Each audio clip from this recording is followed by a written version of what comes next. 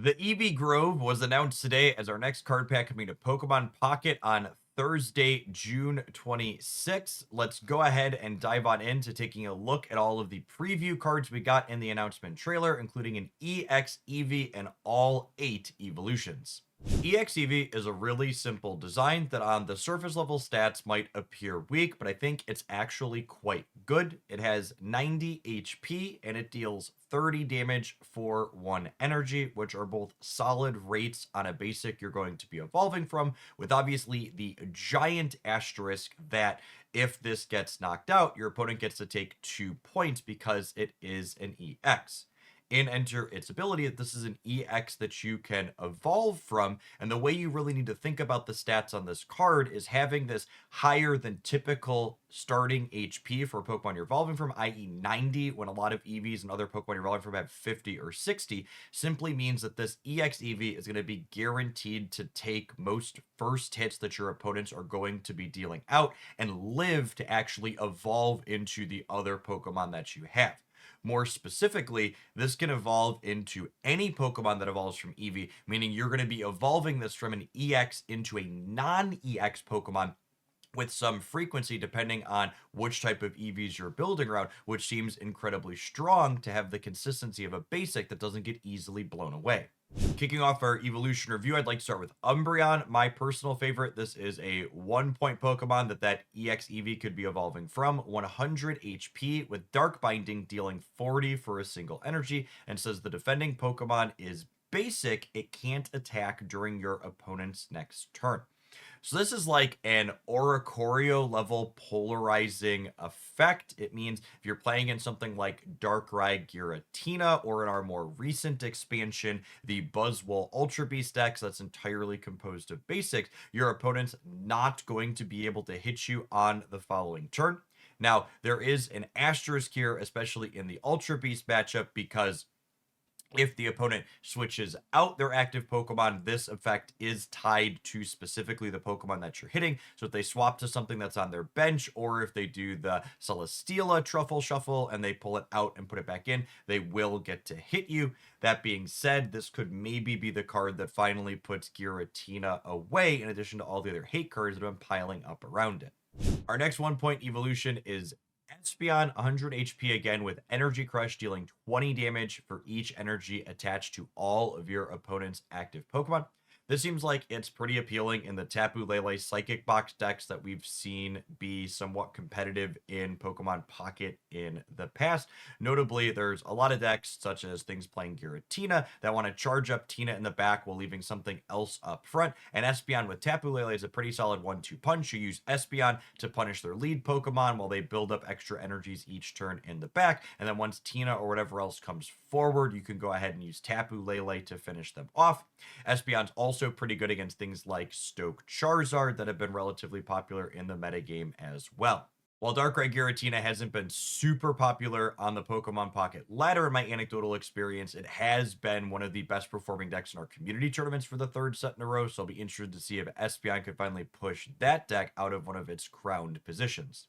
Our new Leafeon finally gives us a payoff that's not variance-based or having a ton of grass energy on a single Pokemon. At 90 HP, the Leaf Blast attack does 20 more for each grass energy attached to this Pokemon. Specifically, this has synergy with EX Leafeon that can allow you to stack a bunch of grass energy up on a single thing, as well as Superior from the Mythical Island expansion that lets all your grass energy get doubled up. It'll be interesting to see if this can be a potential finisher that gives you guaranteed damage, as opposed to Celebi that was always a variant slot machine when you had lots of grass energy attached to it.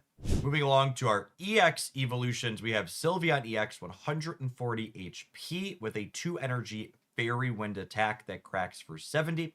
The real power here, though, is in its Happy Ribbon Pokemon ability that says once during your turn, when you play this Pokemon from your hand to evolve one of your Pokemon, you may draw 2 cards.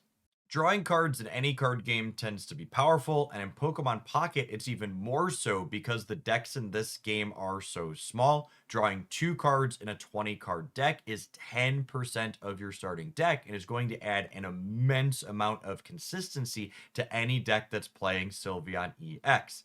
That being said, a smaller deck also means your deck slots are more precious. So the big question mark around Sylveon EX is going to be, what is the thing that you're getting into more consistently that makes her effect be worthwhile?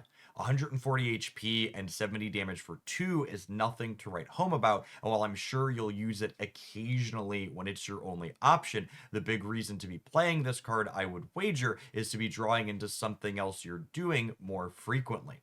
Looking at the psychic things that we have available to us, something like Lunala EX as a potent stage 2 that you could assemble more consistently could be appealing. That would also be a card that allows you to attack with Fairy Wind once or twice and then go ahead and pivot Sylveon EX out while still utilizing the energies on it to get attacking with the Lunala as soon as it's together.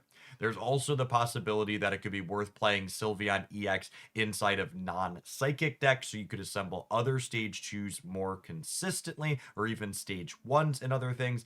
And it's worth calling out that this Fairy Wind attack does have a colorless energy, so perhaps a place we could see it have play is something with like Greninja, which is a stage 2 that has a colorless energy attack as well. Well, you'll want to get to that more consistently, but you'd also play Psychic and Water Energy to be attacking with both periodically.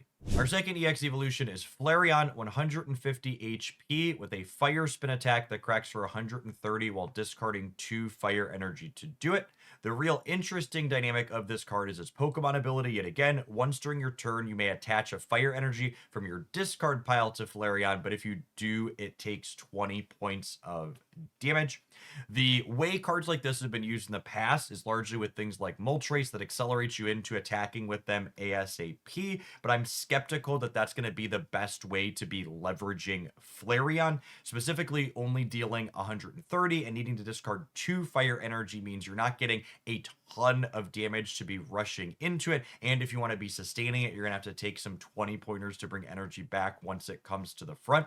Something that is interesting to me about this design is the idea that you could be taking Fire Energy that were put into your discard pile from other means, such as earlier Pokemon you're playing being knocked out or discarding them. An idea that immediately jumps to my mind with this is perhaps you lead on a couple of 1 knockout point Pokemon, such as a Farfetch'd or maybe even a Ninetales, that slowly build up Fire Energy in your discard pile, so you're putting up chit shots of damage with 2 different 1-pointers, and then you're finishing on Flareon, kind of following that 1-1-2 model that we've seen a lot of Pokemon decks that are successful follow in the past. Having this be a 130 pointer that comes in to clean up after you've already dealt some damage with some other things is a lot more appealing than having it be the first thing you're attacking with, I would wager.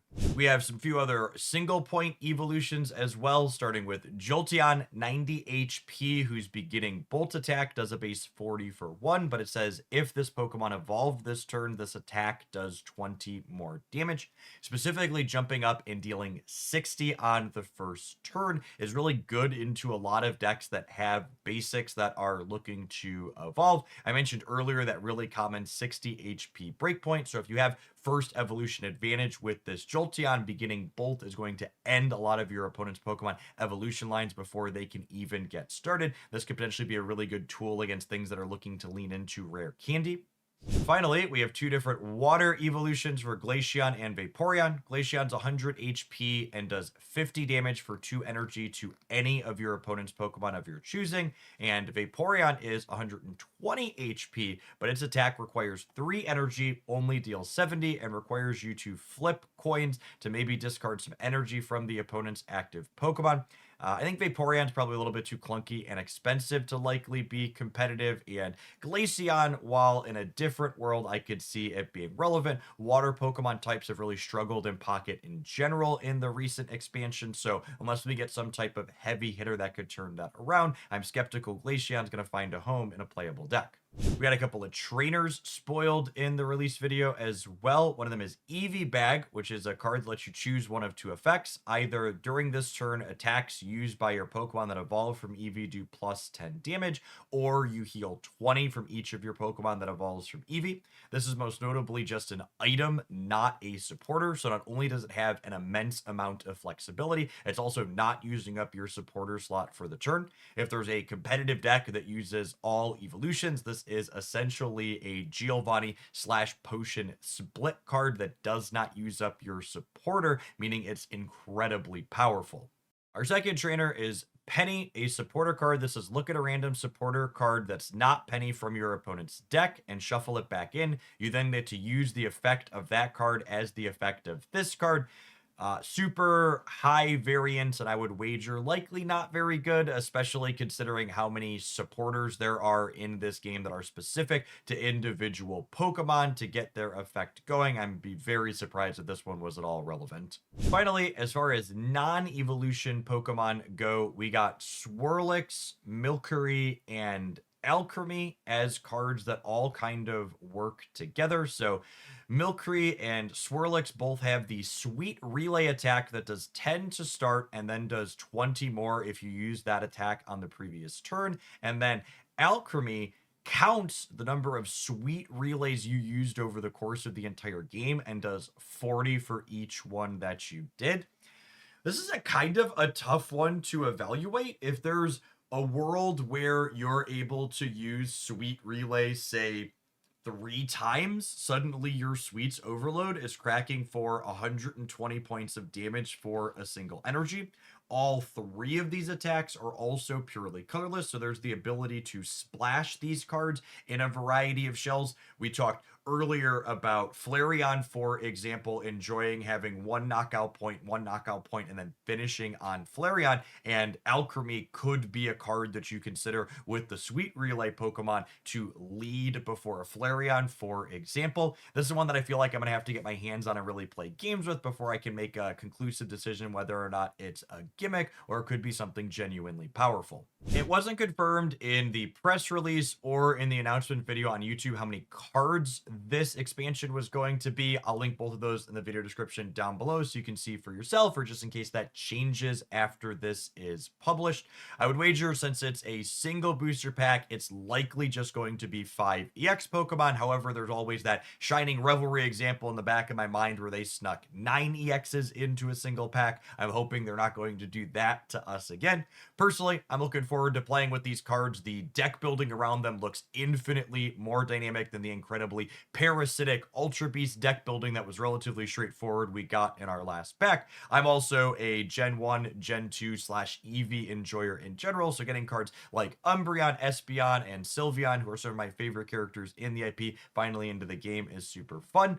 If you enjoyed my breakdown and thoughts on how these cards could fit into Pocket's gameplay, be sure to smash the like button. If you happen to be new here, consider subscribing to the channel so you don't miss any of the awesome decks we're going to be building up, or metagame overviews we'll be covering as these cards release out into the wild at the end of next week and lots of players get their hands on them so we can figure out which ones are competitive and which ones aren't. As always, I appreciate everybody that made it all the way through to the end of the video, and I hope your next pack is an excellent one.